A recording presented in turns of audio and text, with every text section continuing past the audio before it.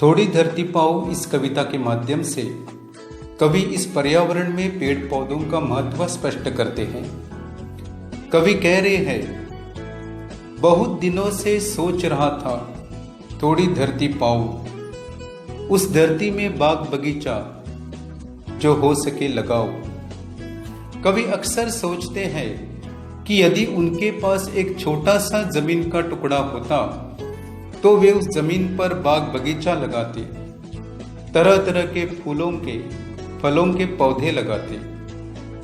इस बात से पता चलता है कि उन्हें पेड़ पौधों से बहुत लगाव है। कवि आगे कहते हैं, खिले फूल फल चिड़िया बोले, प्यारी खुशबू डोले, ताजी हवा जलाशय में अपना हर अंग भिगोले। कवि की इच्छा है कि उनके बगीचे में तरह तरह के फूल खिले, फल लगे और प्यारी खुशबू इस बगीचे में फैली रहे। चिड़िया आकर अपना मधुर संगीत फैलाए, बगीचे में स्थित जलाशय में चिड़िया आकर अपना अंग भिगोले, स्नान करे और ताजी हवा में खुश रहे। जलाशय का मतलब तालाब है। कवि आगे कहते हैं, लेकिन 1 इंच धरती भी कहीं नहीं मिल पाई, लेकिन 1 इंच धरती भी कहीं नहीं मिल पाई, एक पेड़ भी नहीं कहे जो मुझको अपना भाई। कवि बाग बगीचा लगाना चाहते थे, पर उन्हें इस शहर में 1 इंच भी धरती नहीं मिल पाई। उन्हें एक भी पेड़ नजर नहीं आया जो उन्हें अपना भाई कहे। यहाँ पर कवि का पेड़ों के प्रति अपनापन नजर आता है। वे पेड़ों के साथ भाईचारा निभाना चाहते हैं, पर उन्हें वहां पर एक भी पेड़ नहीं मिला। हो सकता है पास तुम्हारे अपनी कुछ धरती हो, फूल फलों से लदे बगीचे और अपनी धरती हो। कवि अभी पाठकों से कहते हैं, जो कविता पढ़ रहे हैं उनसे कहते हैं कि हो सकता है कि किसी के पास धरती का छोटा सा टुकड़ा हो, थोड़ी सी जमीन हो और उस पर फूल फलों से लदा बगीचा हो।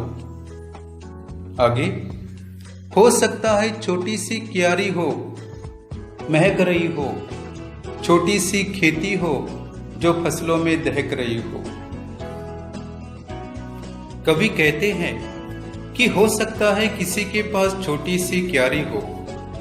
क्यारी का मतलब वह तैयार की हुई जमीन जहां पर हम छोटे छोटे पौधे लगाते हैं, सब्जी उगाते हैं। कभी आगे कहते हैं, किसी के पास छोटा सा खेत हो सकता है जो फसलों में दहक रहा हो, जिसमें फसल तैयार हो और दमक रही हो। कभी आगे कहते हैं, हो सकता है कहीं शांत चौपाए घूम रहे हो सकता है कहीं सहन में पक्षी झूम रहे हो।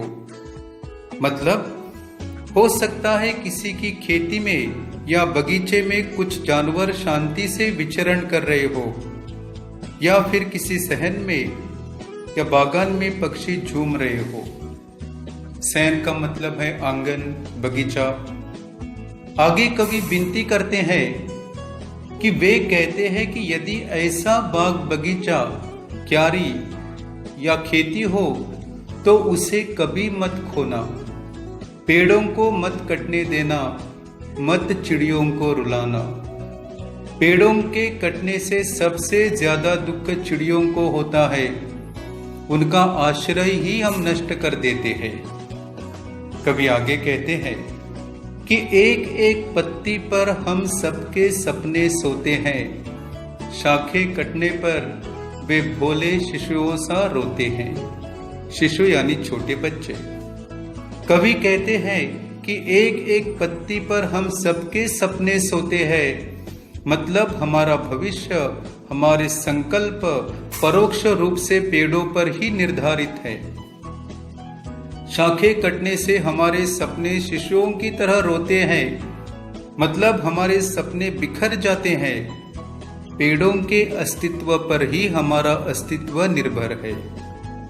कवि आगे कहते हैं कि हमें पेड़ों के संग बढ़ना सीखना है, उनके संग खिलना है, उनके संग इतराना है, उनके संग हिलना है। मतलब पेड़ों के साथ साथ हमें जीना है, ना कि पेड़ों को काट कर। जैसे पेड़ खिलते हैं, इतराते हैं, वैसे ही हमें हमारे जीवन में खिलना और इतराना है। कवि कहते हैं कि बच्चे और पेड़ दुनिया को हरा भरा रखते हैं। जिस तरह बच्चों को देखकर हम खुश होते हैं, वैसे ही हरे भरे पेड़ों को देखकर हम खुश होते हैं। जिस तरह बच्चे निस्वार्थ भाव से खुशियां बांटते रहते हैं, उसी तरह पेड़ भी सबको फल फूल छाया देते रहते हैं।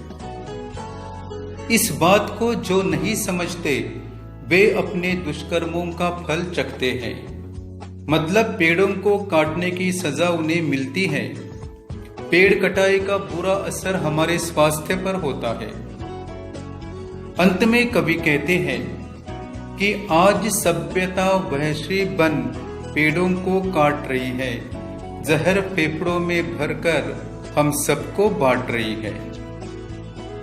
मतलब हमारी सभ्यता ही अब असभ्य हुई है। सभ्यता नहीं बची है, इंसानियत नहीं बची है। हम स्वार्थी बने हैं। अपने स्वार्थ के लिए हम पेड़ों की कटाई कर रहे हैं।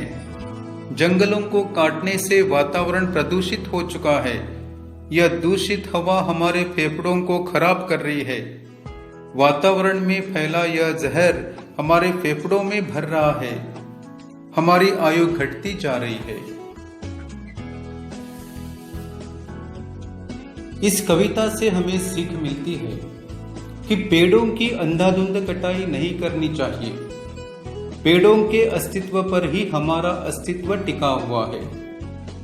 और यदि थोड़ी सी भी जमीन है तो वहां पर बाग बगीचा लगाना चाहिए, खेती करनी चाहिए। धन्यवाद।